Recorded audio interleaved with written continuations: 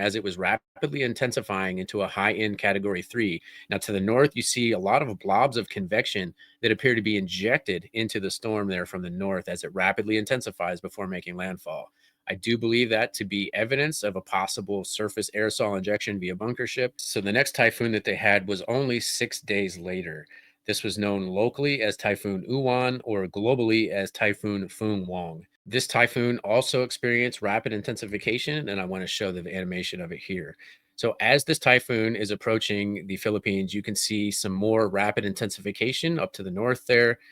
There's some blobs of convection as it approaches. So as it was rapidly intensifying, there was a large blob of convection there to the north-northeast, and there was about 8 or 9 tanker ships located within that blob. So we do have what appears to be surface aerosol injection coming from that area. All right, so not only did I find surface aerosol injections with this storm, but I also found stratospheric aerosol injections as well, also known as chemtrails, to the north and northwest of this storm. So if you look above the storm there, you can see these thin wispy trails. There's several of them.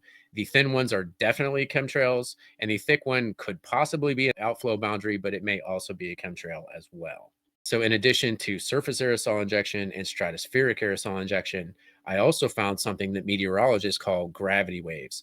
So these little fishbone or mini blind patterns that you see off to the northwest of the Philippines there are what meteorologists call gravity waves. Now, their excuse is that this is caused by wind blowing over mountain ranges.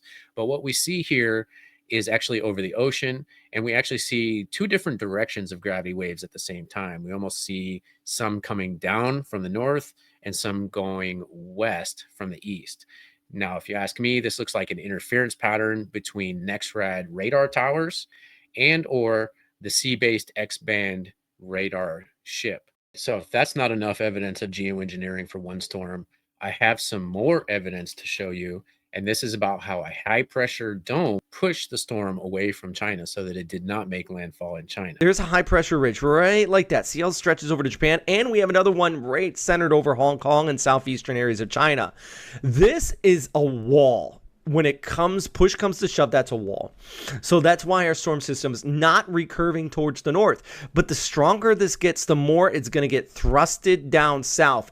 Now, these high pressure domes can actually be created by something called ionospheric heaters. You may be familiar with the one in HARP, but there are several other ones in other locations like Finland, Australia, Ukraine, Peru, Brazil, India, Shanghai, and Massachusetts. So yes, Shanghai does also have this technology, and it may have been used to create a high pressure dome over China to effectively act as a great wall to keep this storm from making landfall in China.